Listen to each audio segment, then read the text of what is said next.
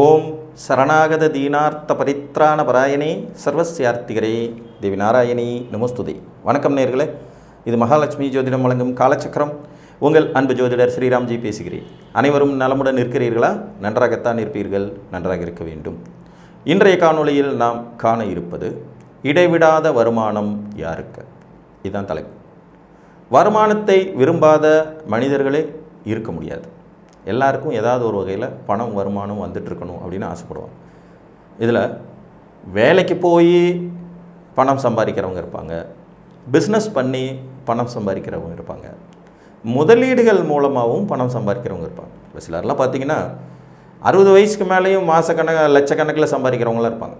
பார்த்திங்கன்னா 4 இடத்துல வாடகை வந்துட்டுருக்கும், கட்டடம் கட்டி வாடகை விட்டுருப்பாங்க, பேங்க்கில் ஃபிக்ஸட் டெபாசிட் போட்டிருப்பாங்க, நீண்ட கால அடிப்படையில் பங்குச்சந்தையில் முதலீடுகள் பண்ணி வச்சுருப்பாங்க, கோல்டில் இன்வெஸ்ட் பண்ணி வச்சுருப்பாங்க, இடங்கள் வாங்கி போட்டு அதன் மூலம் வருமானம் பார்த்துட்ருப்பாங்க.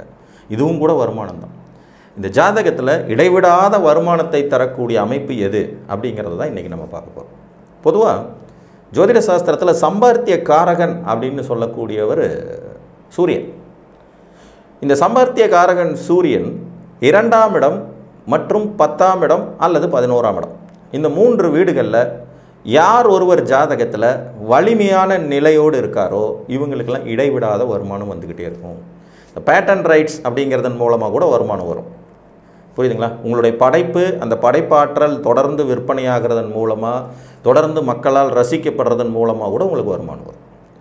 சம்பாத்தியகாரகன் சூரியன் 2, 10, 11ஆம் இடத்தில் வலுவோடு அமர்ந்திருக்கணும். இதில் 10ஆம் இடத்துல ஒரு நேச்சராகவே திக்பலம் அடைஞ்சிடுவாருங்கிறது ஒரு அடிப்படை விஷயம். இது தவிர்த்து உங்களுக்கு 2ஆம் அதிபதியோ 10ஆம் அதிபதியோ 11ஆம் அதிபதியோ இந்த 3 பேரில் யாராவது ஒருத்தர் உச்சமாக இருந்தாங்கன்னாலும் இடைவிடாத வருமானம் வந்துகிட்டே இருக்கும். ஸோ இந்த 2 விதிகளும் ஜாதகத்தில் இருக்கணும். ஒன்று, சூரியன் 2ஆம் இடத்துலையோ 10ஆம் இடத்துலையோ 11ஆம் இடத்துலையோ வலிமையாக அமரணும். இன்னொன்று, உங்கள் 2ஆம் அதிபதியோ 10ஆம் அதிபதியோ 11ஆம் அதிபதியோ 3 யாராவது ஒருத்தர் உச்ச வலுவோடு இருக்கணும். அப்படி இருக்கிற பட்சத்தில் ஆட்டோமேட்டிக்காக உங்களுக்கு லைஃப் லாங்கும், அதாவது வயசாகி ரிட்டையர்மெண்ட்டுங்கிறதெல்லாம் உங்களுக்கு இல்லவே இல்லை. எப்போதும் ஏதாவது ஒரு வகையில் வருமானங்கிறது வந்துகிட்டே இருக்கும். மற்ற கிரகங்களின் நிலையை பொறுத்து அது மிகப்பெரிய வருமானமாகவோ அல்லது சராசரியான வருமானமாகவோ இருந்துக்கிட்டே தான். இதில் சூரியன் ஆட்சி உச்சம் மூலத்திரிகோணம் அடைஞ்சிருக்கிற ஜாதகங்களுக்குமே நிறைய ஜாதகங்களுக்கு இடைவிடாமல் வருமானம் வந்துக்கிட்டு இருக்கும். இதுவும் ஒரு அடிஷ்னல் விதி. அது 2ஆம் இடத்துல பவராக இருந்தாலும் சரி, 10ஆம் இடத்துல பவராக இருந்தாலும் சரி, 11ஆம் இடத்துல பவராக இருந்தாலும் சரி, இது ஒரு அமைப்பு வரும். அதுபோக 2ஆம் அதிபதி 10ஆம் அதிபதி 11ஆம் அதிபதி உச்சம் அப்படின்னு யாராவது ஒருத்தர் உச்ச வலுவோடு இருந்தாங்கனாலும் இடைவிடாத வருமானம் இருக்கும். இது போக நேச்சராகவே உங்கள் ஜாதகத்தில் உங்கள் லக்னத்துக்கு சூரியன் எப்படிப்பட்டவராக இருந்தாலும் சரி, ஆட்சியோ உச்சம் மூலத்திரிகோண திக்பலம் இந்த வலிமையில் இருந்தாலும் உங்களுக்கு இடைவிடாத வருமானம் வரும். இப்போ ஒரு உதாரண ஜாதகம் பார்க்கலாம். ஒரு கடகலக்கண ஜாதகம், 2ஆம் இடத்து சூரியன் 10ஆம் இடத்துல உச்சம். ஸோ இப்போ இதில் சூரியன் 2ஆம் இடத்து அதிபதியாகி 10ஆம் இடத்துல உச்சமாக இருக்கா. இது ஒரு நிரந்தர இடைவிடாத தொடர்ந்து லைஃப் லாங்கும் வருமானம் வர்ற அமைப்பு. புரிஞ்சுதுங்களா? இப்போ மேசலக்ன ஜாதகராக இருக்கிறவங்களுக்கு 10க்குடைய 11க்குடைய சனி உச்ச வலுவோடு இருக்கிறதோ, ரிஷபத்துக்குடைய சுக்கிரன் உச்ச வலுவோடு இருக்கிறதோ, சூரியன் லக்னத்திலே திக்பலமாகி நல்ல உச்ச வலுவோடு இருக்கிறது, சூரியன் லக்னத்திலே உச்ச வலுவோடு இருக்கிறது, 2ஆம் இடத்துல அதிநட்பு நிலையில் அந்த தன் வீட்டுக்கு 10ஆம் இடங்கிற அடிப்படையில் உட்கார்ந்துட்டு இருக்கிறது, அல்லது 10ஆம் இடத்துல திக்பலம் அடைஞ்சிருக்கிறது வருமானத்தை கொடுக்கும். ரிஷபலக்ன ஜாதகர்களை பொறுத்த வரைக்கும் 2க்குடைய புதன் உச்ச வலுவோடு இருக்கிறது, 11க்குடைய குரு உச்ச வலுவோடு இருக்கிறது, 10க்குடைய சனி உச்ச வலுவோடு இருக்கிறதும் வருமானத்தை தரும் அமைப்பு. அதே மாதிரி சூரியன் போய் 10ஆம் இடத்துல அமர்றது, 2ஆம் இடத்துல நட்பு நிலையில் அமர்றது, 11ஆம் இடத்துல நல்ல நிலைமையில் அமர்றதும் வருமானத்தை தொடர்ந்து தரக்கூடிய அமைப்பு.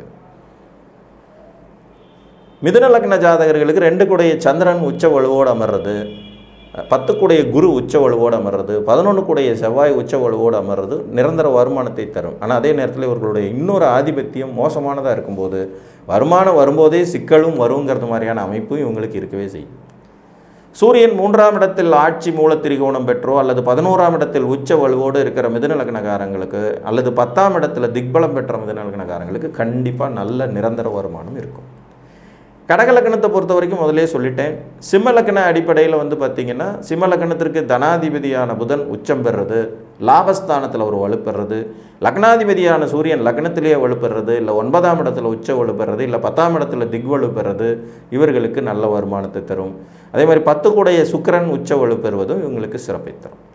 தொடர்ந்து வருமானம், அதாவது வேலை பார்க்கும்போதும் நல்ல வருமானம் இருக்கும், பிஸ்னஸ் பண்ணும்போதும் நல்ல வருமானம் இருக்கும். பிற்காலத்தில் இந்த வருமானங்களின் மூலமாக இவர்கள் சம்பாதித்து வைத்திருக்கக்கூடிய சொத்து சுகங்கள், இன்வெஸ்ட்மெண்ட் முதலீடுகள், அதன் மூலமாகவும் ரிட்டர்ன் ஆஃப் மணி அப்படிங்கிறது வந்துக்கிட்டே இருக்கும். எப்போவுமே பணத்துக்கு மற்றவங்க கையை எதிர்பார்க்காத நிலையை கொடுக்கும். கன்னியா லக்ன ஜாதகர்களுக்கு சுக்கிரன் உச்சம் பெறுறது, சந்திரன் உச்சம் பெறுறது, புதன் உச்சம் பெறுறது சிறந்த வருமானம் தர்ற ஒரு அமைப்பு. சூரியன் உச்சம் பெறுறதோ, சூரியன் 10ல் 11ல் இருக்கிறதும் சிறந்த வருமானம் பெறக்கூடிய ஒரு அமைப்பு.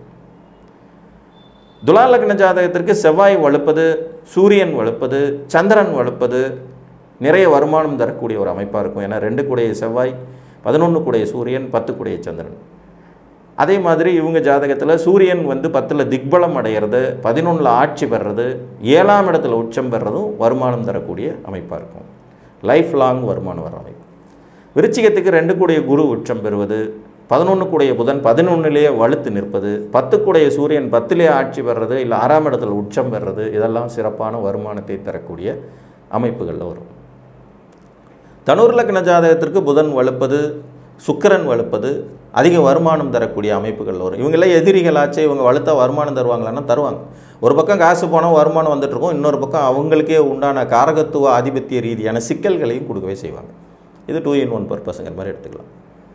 2 கூடைய சனி வலுத்து நிற்பதும் தனுசு லக்னக்காரங்களுக்கு நல்ல வருமானம் தரக்கூடிய அமைப்பு. சூரியன் 10ஆம் இடத்தில் வலுவோடு இருப்பது, 9ஆம் இடத்தில் ஆட்சி பெறுவது, 5ஆம் இடத்தில் உச்சம் பெறுவதுமே இவங்களுக்கு வருமானம் தரக்கூடிய அமைப்பார்.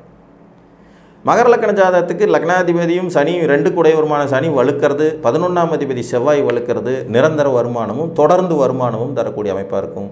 உங்களுக்கு 10 கூடைய சுக்கிரன் வலுத்து உச்சம் பெறுவது, 5ல் ஆட்சி பெறுறது அல்லது 10ல் ஆட்சி பெறுறது, 3ல் உச்சம் பெறுறது நல்ல வருமானம் தர அமைப்பு.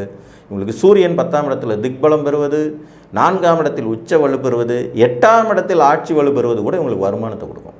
சூரியன் வலுக்கிறது மகர லக்னத்துக்கு என்றைக்கு இருந்தாலும் வருமானத்தை சிறப்பை தரும். செவ்வாய் வலுக்கிறதும் வருமானம் சிறப்பை தரும். கும்பலக்கணத்துக்கும் செவ்வாய் வலுப்பது சிறப்பு வருமானத்தை தொடர்ந்து தரக்கூடியது. குரு வலுக்கிறது சிறந்த வருமானத்தை தொடர்ந்து தரக்கூடிய, ஏன்னா 2 11 கூடையவராக குருவே வந்துடுவார். ஸோ குரு எப்படி வலுத்தாலும் இவங்களுக்கு நல்லது. லக்னத்தில் திக்பலம், 2ஆம் இடத்தில் ஆட்சி, 6ஆம் இடத்தில் உச்சம், 11ஆம் இடத்தில் ஆட்சி, எதுவுமே சிறப்பு தான். அதே மாதிரி சூரியன் 7ல் ஆட்சி பெறுறதோ 3ல் உச்சம் பெறுறதோ இவங்களுக்கு ஜாதகப்படி வருமானத்தை தொடர்ந்து தரக்கூடிய ஒரு அமைப்பாகவே இருக்கும். மீனலக்கண ஜாதகர்களுக்கு செவ்வாய் வலுத்து 11ஆம் இடத்தில் உச்சம் பெறுறது, 9ஆம் இடத்தில் ஆட்சி பெறுறது, 2ஆம் இடத்திலே ஆட்சி பெறுறது ரொம்பவுமே சிறப்பு. 10ஆம் அதிபதியாக லக்னாதிபதியான குருவே வலுப்பெறுவது சிறப்பாயிரும். 11ஆம் அதிபதியான சனி வலுப்பெறுவதும் சிறப்பாகும். மேலும் இவர்களுக்கு 6 கூடைய சூரியன் 2ல் உச்சம் பெற்றதும் சிறப்பு தான், 6ல் ஆட்சி பெற்றாலும் சிறப்பு தான், 10ல் திக்பலம் பெற்றாலும் சிறப்பு தான். அப்போ இந்த அமைப்புகள் உங்கள் ஜாதகத்தில் இருந்தால் இந்த விதி ரொம்ப ஈஸி தான். தொடர்ந்து வருமானம் வரக்கூடிய அமைப்பு யாருக்கு? 2, 10, 11 சூரியன் நல்லா இருக்கணும் இந்த இடங்களில், அல்லது சூரியன் இயற்கையாகவே ஆட்சி உச்சம் பெற்ற ஜாதகமாக உங்களுக்கு இருக்கணும். 2ஆம் அதிபதியோ 10ஆம் அதிபதியோ அல்லது 11ஆம் அதிபதியோ இந்த 3 பேரில் யாராவது ஒருவர் உங்கள் ஜாதகத்தில் உச்ச வலிமையோடு இருக்கணும். இப்படி உச்ச வலிமையோடு இருந்த சூரியனும் நல்ல நிலைமையில் இருந்தால் கட்டாயம் நீங்கள் தொடர் வருமான பிரிவை சேர்ந்தவராக மாறுவீர்கள். மேலும் உங்களுக்கு வாழ்வின் கடைசி பகுதி வரை ஏதேனும் ஒரு வகையில் வருமானம் என்பது வந்து கொண்டே இருக்கும் என்று கூறி மீண்டும் ஒரு காணொலியில் உங்களை சந்திக்கும் வரை உங்களிடமிருந்து அன்புடன் விடைபெற்றுக் கொள்வது உங்கள் அன்பு ஜோதிடர் ஸ்ரீராம்ஜி. நன்றி, வணக்கம்.